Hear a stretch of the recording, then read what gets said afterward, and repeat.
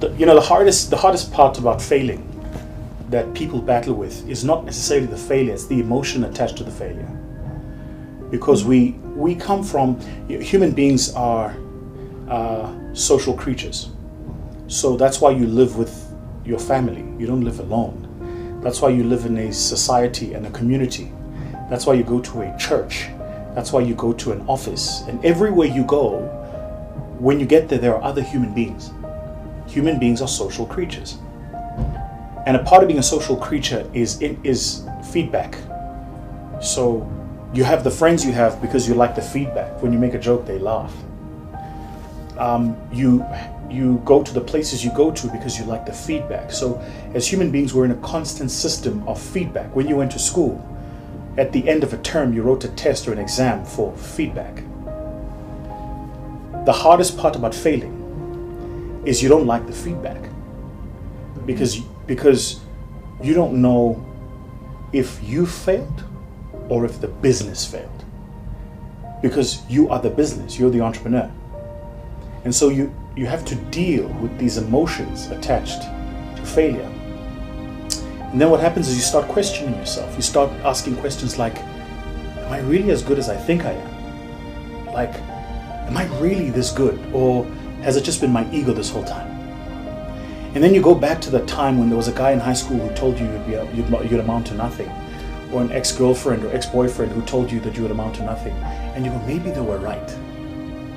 You know what's funny about human beings is if you wrote a test and you got 70%, your mind doesn't see the answers you got right. When you go through the exam paper, after you get it back from your teacher, you look for the answers you got wrong. Because that's how we're wired as human beings. So if you have had 100 people tell you you're amazing and 3 people tell you you are useless, you will always remember the 3 people.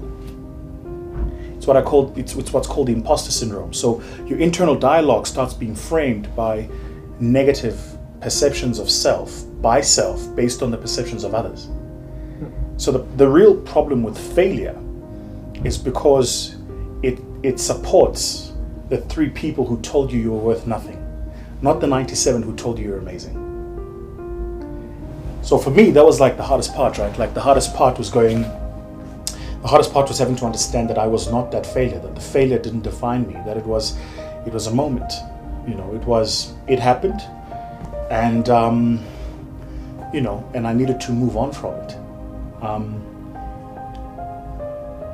and that failing doesn't make you any less of what you were. You're still great, you're still amazing, you're still smart and intelligent and hardworking, you're still all of those things. All of those things about you are true. The event does not define you. It's just an event. You're an athlete that showed up to run a 100-meter race and had a bad race.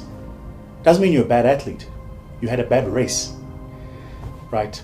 The reason that's important is because even today, as I run my businesses, it's like the part of the internal dialogue I have to catch myself having is recognize when I'm having a bad month and when I'm having a bad quarter.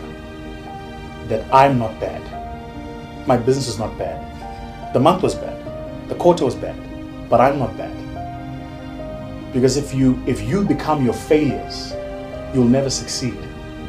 The problem though, and this is the point I'm trying to get to, is we become our successes. Every time you succeed, you own your success. When you write your Twitter profile, what do you put there? Your successes. When you write your CV, what do you put there? Your successes. You go for an interview and people say, tell me a bit about yourself. What do you tell them? Your successes. Someone says, tell me about yourself. You tell them about your successes. Because you come from a society where the success is you. So when you fail, you go, this failure must be me. It's not.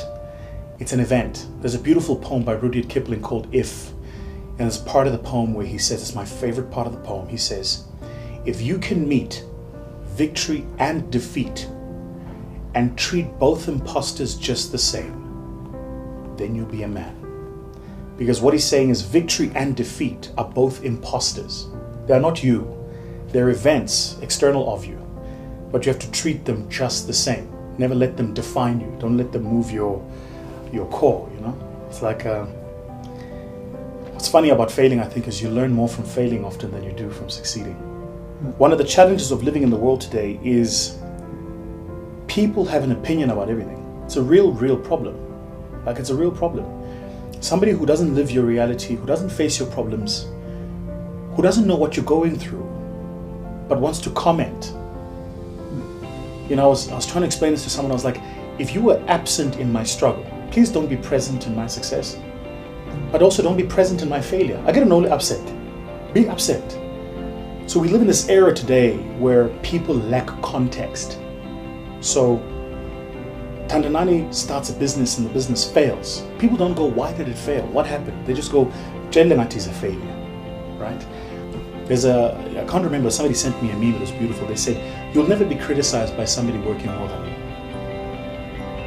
So, and that's a point, I think, to anybody watching this video. Before you leave a comment, just ask yourself, are you working more than me? Because anybody can leave a comment. It's easy. You have an internet connection, you watch a video, you go and you comment. This guy talks too much. Okay, but are you working? And, you know, at the end of it all, when they tally the work I've put in, the work you've put in, who's going to put in more work? For me, that's what's important. What's important is, did you put in the work? Did you do the hours? Did you give it the best you could? That's the stuff that matters. And so, even if your business is failing, I'm telling you now as an entrepreneur, the question you must be asking yourself is, am I putting in the work? Not, is the outcome right? Because the outcome is determined by the world. Are you putting in the work? Are you doing the best you can? Are you the first person in, last person out? Are you being meticulous and methodical in your approach? If you do that and you give it the best you've got, then even if you lose, you don't fail. You lose, but you don't fail.